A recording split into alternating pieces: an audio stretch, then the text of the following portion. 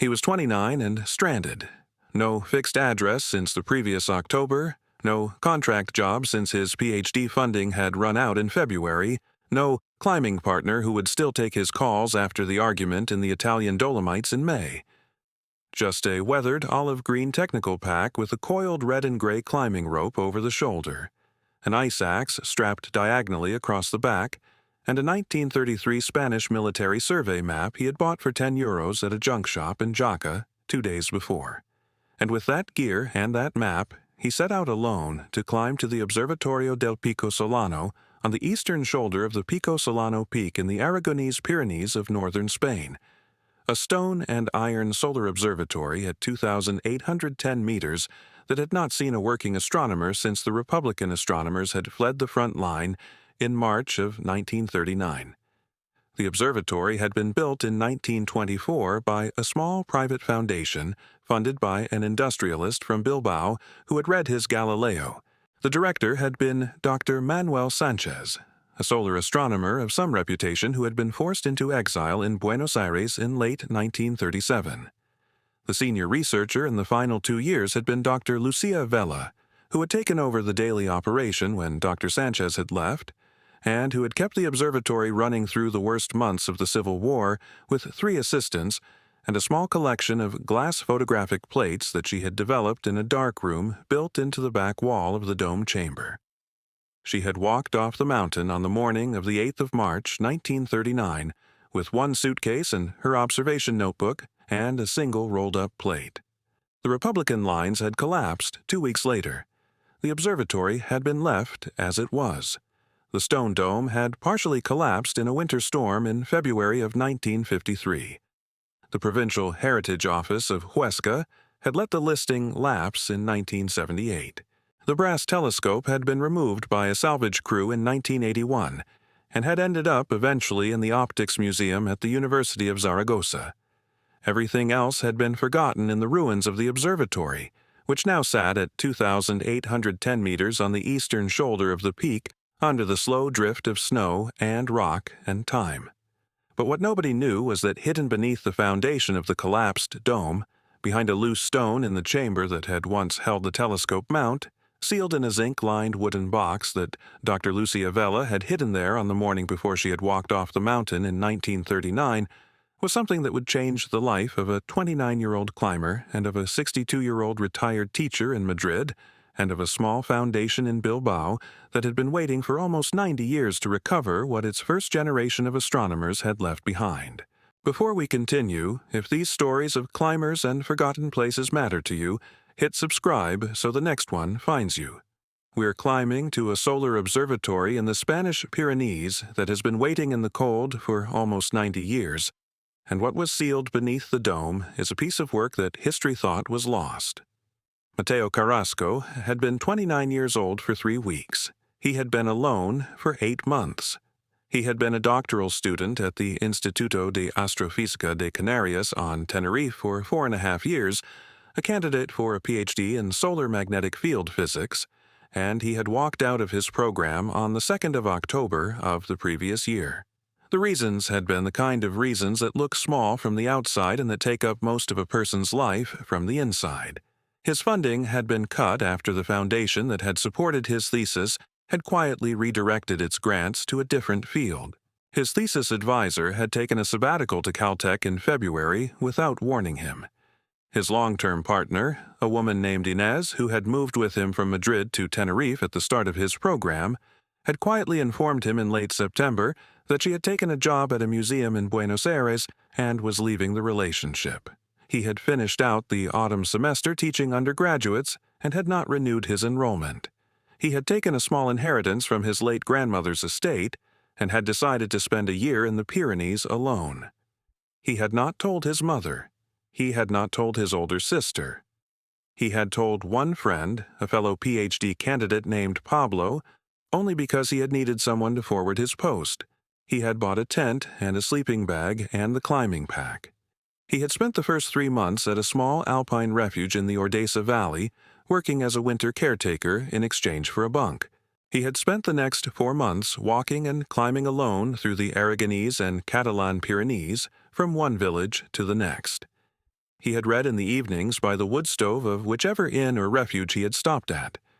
Old climbing journals, history books, the small gray 1937 Baedeker Guide to the Pyrenees that he had bought at the same junk shop in Jaca that had sold him the military map. The name Lucia Vella had come back to him for the first time in years, one cold evening in late February. He had been reading a small monograph on early 20th century European solar observatories that he had bought at a second-hand bookshop in Pamplona. The monograph had a single page on the Observatorio del Pico Solano in the Aragonese Pyrenees. The page mentioned the observatory's principal observer in its final 2 years, Dr. Lucia Vella, born 1908 in Bilbao, trained at the University of Madrid, who had taken over the daily operation of the observatory in 1937, when its director had been forced into exile, and who had run the observatory's solar magnetic field photography program for 2 years until the Republican lines collapsed in March of 1939. The monograph noted that Dr. Vella's photographic plates from her last 2 years had been considered, in their day, the most detailed sunspot magnetic field observations made anywhere in Europe between the wars. The plates had been lost when the observatory was abandoned. Dr. Vela had emigrated to Mexico in late 1939 and had taught at the Universidad Nacional Autónoma de Mexico for 40 years. She had died in Mexico City in 1981. The monograph noted that the location of her observation notebooks and her final 2 years of photographic plates had remained unknown, despite 3 search expeditions by the Spanish astrophysics community between 1976 and 2002.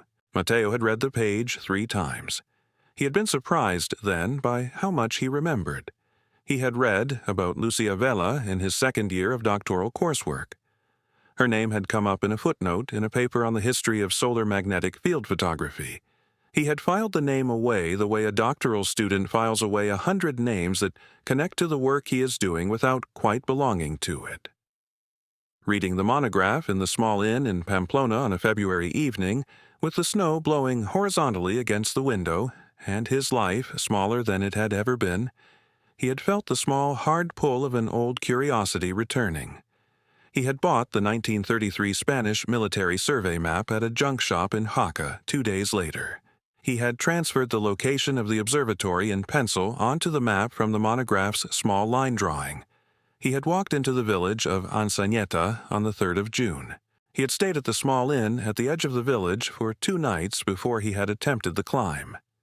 The inn had been run by a woman in her 60s named Mercedes Cole, who had spoken slowly and patiently in Spanish to a man whose Catalan was bad and whose Spanish was the careful, clear Spanish of a Madrid education, and who had clearly not slept well in some weeks. She had given him a small room at the back of the inn for €15 a night. She had told him, the first morning, that the man he should speak to about the old observatory was Pere Cabrera, at the small mountain history center at the back of the parish church. Pere Cabrera had been 72 years old. He had been a retired schoolteacher. He had run the small village history center on Tuesday and Saturday mornings on a volunteer basis for the past 19 years.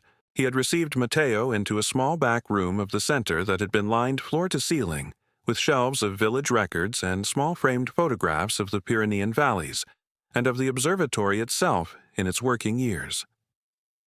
Pere had been quiet for a long moment after Mateo had told him what he was planning to do. Then Pere had pulled a small wooden chair up to the table and had begun, slowly and methodically, to tell Mateo what he knew. He had been a boy in Ansañeta in the years of the Civil War.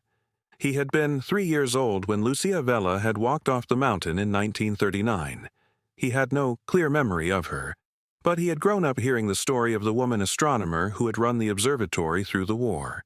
His mother had been one of the 4 women in the village who had carried supplies up to the observatory once a fortnight, in the summers of 1937 and 1938. His mother had remembered Dr. Vella as a small, careful woman of about 30, with very dark hair and very tired eyes and a way of speaking to women 3 decades older than herself that was respectful, but not deferential.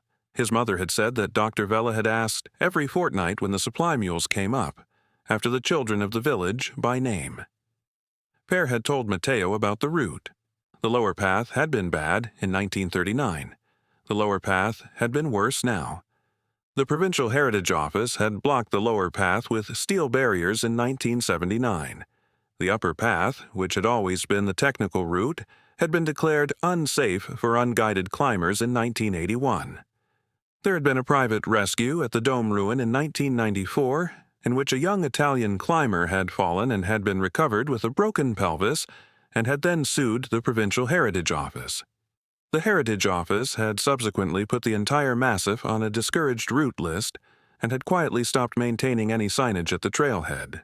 Perret had said, with the careful flat practicality of a Pyrenean man, that the route was perfectly walkable for an experienced climber if the weather held, but that no one in the village had been up to the dome in over 20 years, and he had no current information on the state of the rock. He had then drawn Matteo a route on the back of a paper map of the valley. He had marked, in red, the 3 sections of fixed protection that he believed still existed from a 1968 climbing expedition. He had marked, in blue, the 2 crack systems that his older brother had reported to him in 1985 as the most reliable pitches. He had drawn a small black square at the dome altitude that represented the position of the dome ruin as he had seen it from below in his boyhood and as he had occasionally seen it through binoculars from the village in the years since. He had told Matteo, at the end of the conversation, that the weather would hold for the 2 days, and that there was a south wind coming after that, and that the south wind in early June meant rain. He had said he expected Matteo back by sunset on the 3rd day, or he would call the regional rescue. Matteo had nodded and had not argued. He had left the center with the route map in the inside pocket of his shell jacket. The first 3 hours of the trail had gone as Perret had described. The path climbed sharply through pine forest and emerged on the open meadow of the eastern shoulder of the peak at about 10 in the morning. The sky had been the clear, hard blue of the high Pyrenees in early summer. The white limestone of the ridge had risen against the blue, and the air had smelled of pine resin and warm stone. Matteo had felt, walking up the meadow with the rope across his shoulder, the small, steady lightness that he had been climbing alone to find for 8 months. The lightness had not lasted. The first technical pitch had been the difficulty he had expected. The fixed bolts from the 1968 expedition had been weathered to their last threads, and one of them had pulled clean out of the rock when he had tested it with a hammer. He had built his own anchor. The pitch had taken him an hour. The second pitch had been easier. The third had been the slowest of his life, because the line he had to take had been thin and unprotected, and he had moved on it for 45 minutes without finding a place to set a cam. He had reached the lower edge of the dome plateau at perhaps 2 in the afternoon. The plateau was a broad, cold shoulder of pale limestone perhaps 100 meters across with the collapsed dome at its center. He had stood at the lower edge of the plateau for a long minute and had looked. The dome had been built to a half-spherical design about 8 meters in diameter at the base. The lower stone walls of the chamber that had supported the dome were largely intact. The upper iron-ribbed structure of the dome itself had collapsed inward in 1953. The iron ribs lay in a tangle of rusted curves on the floor of the chamber, and what was left of the dome's outer copper sheathing lay scattered across the stones around the building like the green-brown leaves of an autumn that had never moved on. The wind had come up while he had been looking. The clouds that Perret had predicted had begun to build along the southern horizon. Matteo had stopped looking and had walked across the plateau and had begun to work. The chamber that had held the telescope mount was below the surface of the plateau. He had read enough about pre-war observatories to know that the foundation of any solar observatory had always been below the working dome. The telescope mount had to be anchored into bedrock and isolated from the slight thermal expansion of the dome itself. The doorway to the foundation chamber had once been on the north side of the dome wall. He had found the doorway on his second pass around the structure. The doorway had been blocked by a fall of stones and rusted iron framework that had probably come down in the 1953 storm. He had spent 90 minutes clearing the doorway with his ice axe in his hands. He had pulled rocks the size of his head off the entryway one by one, and had laid them in a careful pile to the side. The doorway was perhaps 1.5 meters tall. He had lit his headlamp and had bent to step through. The foundation chamber was perhaps 4 meters wide and 3 deep. The ceiling was the underside of the dome floor, wooden joists with copper sheeting set above them. The walls were of dressed limestone, mortared smooth. The floor was a single concrete slab from which the empty steel base plate of the telescope mount still rose, 4 bolts pointing upward into nothing. The chamber had been kept dry. The copper above had held against 58 years of weather. Matteo had stood in the small, dry stillness of the chamber for a minute. He had looked at the walls. He had looked at the corners. He had looked at the joints between the wall stones for the kind of irregularity he had been thinking about since he had read the monograph in February. He had found the loose stone in the back wall of the chamber on his 3rd inspection. The mortar around the stone was different from the mortar around the surrounding stones. It was newer, perhaps 80 years newer. The way the mortar will always be newer where someone has hidden something they do not want found. He had worked the stone out of the wall with his fingers and the back of his ice axe over perhaps 20 minutes. There was a recess behind the stone.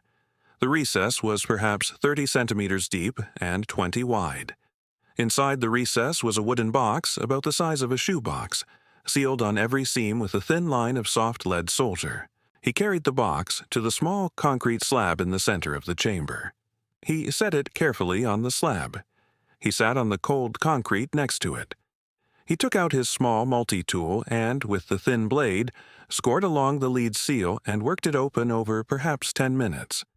The lead came away in a thin coil that he wound around his thumb the way a fisherman winds line. The lid of the box came off with a small, dry sigh. The interior of the box had been lined with zinc sheeting. The zinc had oxidized to a soft pale gray, but had held its seal. The box was packed with 3 things, layered in tissue paper that had been thick and stiff in 1939 and was now thin and stiff in a different way. The top layer was a leather-bound notebook, oxblood red, the cover stamped with a small gold star and the words Sol, Cuaderno de Observaciones, LV. The notebook was thick.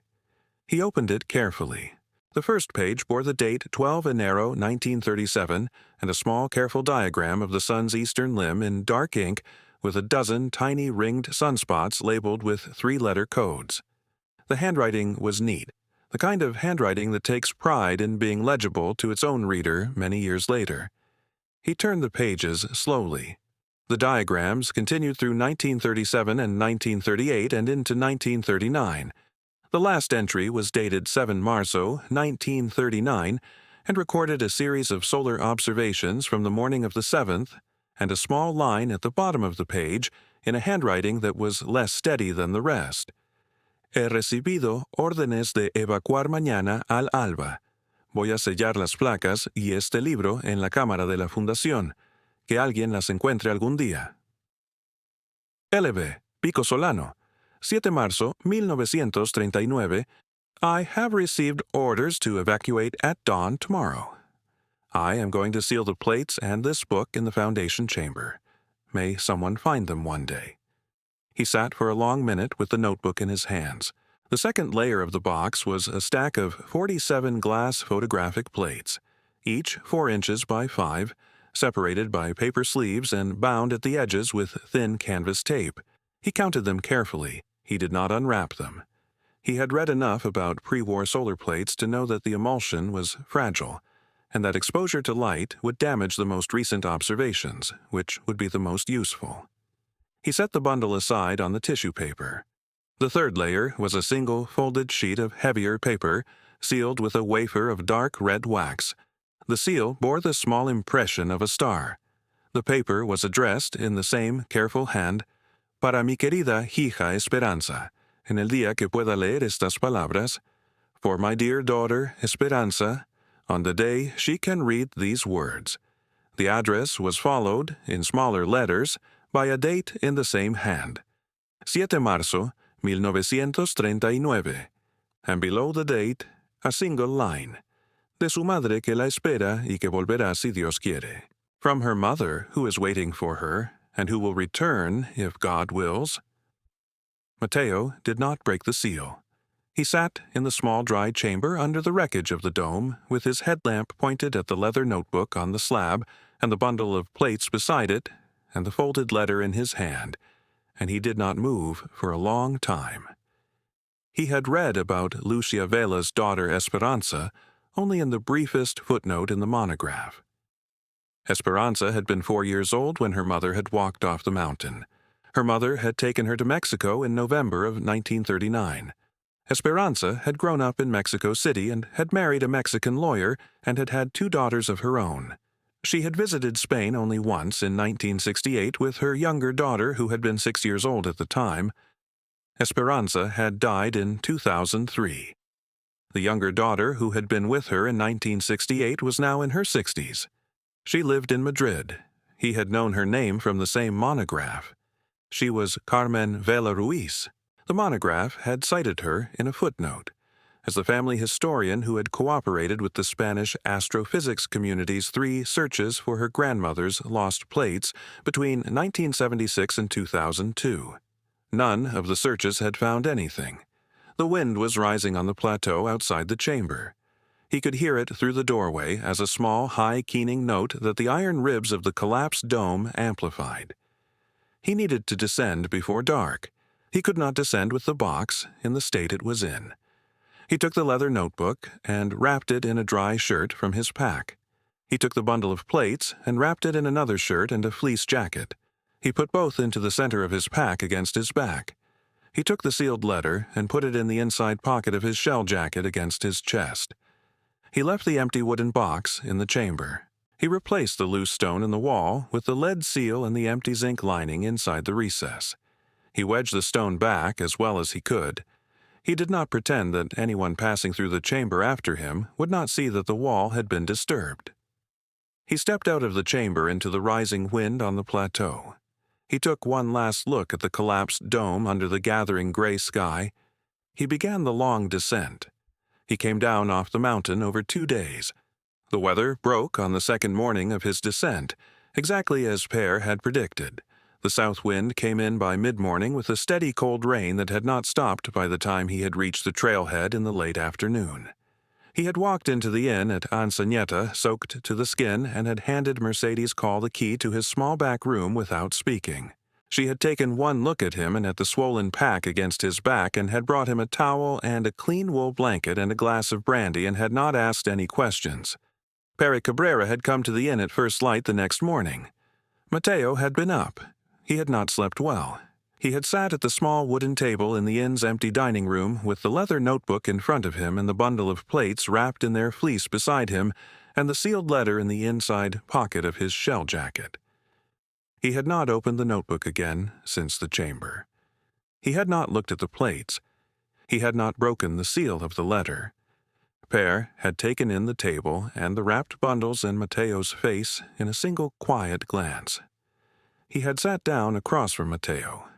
He had asked, in his careful patient Spanish, whether he could see what Matteo had brought down. Matteo had pushed the notebook across the table. Pere had read the date on the first page. He had read the entry. He had turned a few pages. He had read the last entry. He had set the notebook down very carefully on the table. He had pressed his palms flat against the wood for a long moment. He had then said that the 4 women of his mother's generation who had carried supplies up to the observatory had all known that Dr. Vela was a careful, methodical record-keeper. They had known about the notebook. The village had assumed for 85 years that the notebook had been destroyed in the dome collapse of 1953. The astrophysics community had assumed the same. 3 search expeditions had failed to find it. The 2 surviving women of his mother's generation, both now in their 90s, had stopped speaking about Dr. Vela in the late 70s because they had understood, as old women understand things, that what they had carried up the mountain on those summer afternoons had vanished. Pere had then asked, very quietly, whether Matteo had taken anything else. Matteo had taken the bundle of plates out of the fleece and had set it on the table. He had taken the sealed letter out of his pocket and had set it beside the plates. Pere had looked at the address on the letter for perhaps a minute. He had then said that he would help Mateo find Esperanza Vela Ruiz's daughter. He had said the name as if it had been waiting on his tongue for a long time. He had said that he had been a reader of the small Spanish astrophysics community newsletter since his retirement, and that he remembered the name Carmen Vela Ruiz from a small piece in 1998 about the third unsuccessful search for her grandmother's plates. It had taken Pere 2 days to find a current address for Carmen. He had used the parish records to confirm that Esperanza had been the daughter of Lucia Vela y Sanchez, and had worked through the small network of retired schoolteachers in the Madrid area until he had found someone who knew Carmen and had a phone number. Pere had called the number from the parish telephone on a Monday morning. He had spoken for perhaps 15 minutes. He had then put the phone down very carefully and had told Mateo that Carmen had asked them both to come to Madrid as soon as they could. They had taken the bus from Jaca to Zaragoza and the train from Zaragoza to Madrid the following morning. Mateo had carried the leather notebook and the bundle of plates and the sealed letter against his chest in a small canvas messenger bag he had bought at a hardware shop in Jaca, because the climbing pack had felt wrong for what they were carrying. Pere had sat across from him on the train and had looked out of the window at the Pyrenean foothills going past for a long time without saying anything. Carmen Vela Ruiz lived in a small flat on the 4th floor of a 1960s building in the Salamanca district of Madrid. She was 62 years old. She had been a primary school teacher for 38 years and had retired in 2024. She had small dark eyes that were the color of her grandmother's eyes in the small portrait photograph that had been the third item in the wooden box, which Mateo had not seen until later that morning.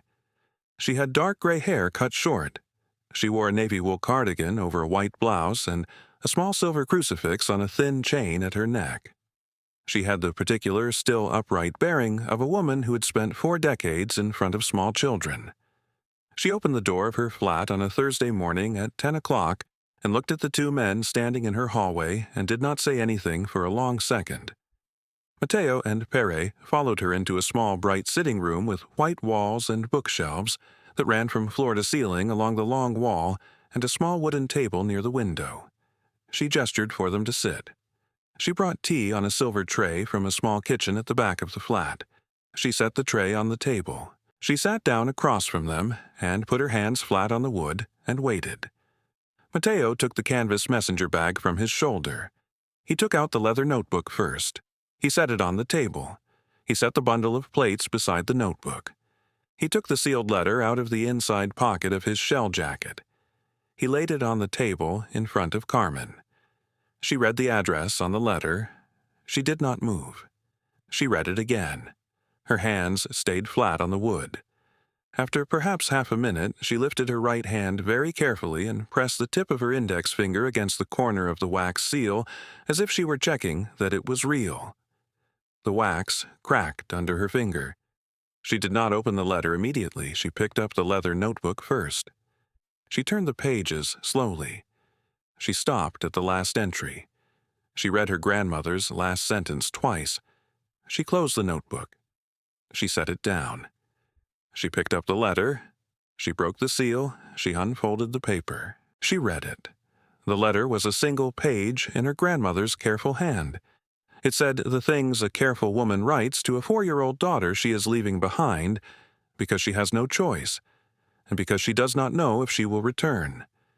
It said that the war was not Esperanza's fault, that her mother loved her, that her mother had hidden the work of her life beneath the dome of the mountain because the work belonged to her daughter as much as to anyone, and that whoever found the work in some better century should know that it had been kept for Esperanza first and for the science of the sun second.